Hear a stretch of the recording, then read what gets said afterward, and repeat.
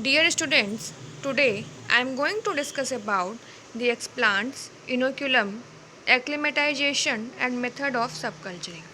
So first of all, I would like to discuss about the explant. So what is explant? Explant are small pieces of plant parts or tissues that are aseptically cut and used to initiate a culture in a nutrient medium. So explant can be different parts of a plant that can be shoots, leaves, stems, flowers and roots. So before the culturing process, explant is sterilized with the help of the mercury chloride and double distilled water. Further, I will discuss about the selection of explant. The choice of explant material depends on the kind of culture to be initiated, the purpose of the proposed culture, and the plant species to be used. Further, I will discuss about the inoculum. So, inoculum, a subculture of plant material which is already in culture. So, we can say inoculum is the cells used in an inoculation, such as cells added to start culture. After that, I'll discuss about the inoculation. Inoculation is the process through which transfer of explants to nutrient medium is involved. So next is the acclimatization.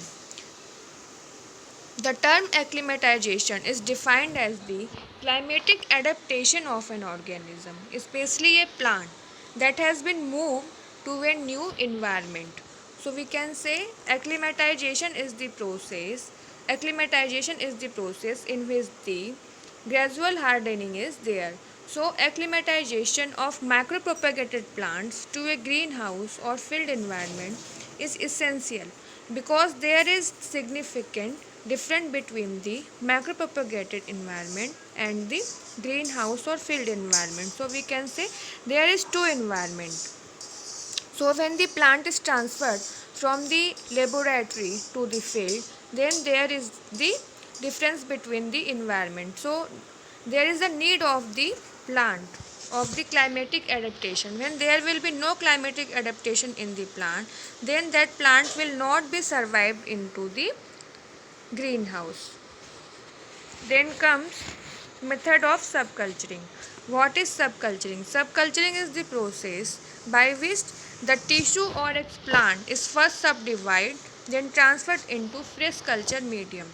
So this process is called subculturing. So during the subculturing,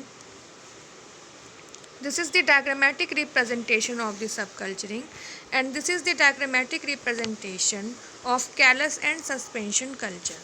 So this is the explant, this is the agar medium, this is the liquid medium. So this explant is transferred into the agar medium, and this explant is further developed into the callus. So callus culture is developed into the agar medium, and this explant is transported into the liquid medium, and this explant is further developed into the cell clumps. So suspension culture is developed in the liquid medium. So there is the initiation of the callus culture in the agar medium, and there is the initiation of the suspension culture in the liquid medium. Then comes the method of the subculture. This is the culture tube in which agar medium is present.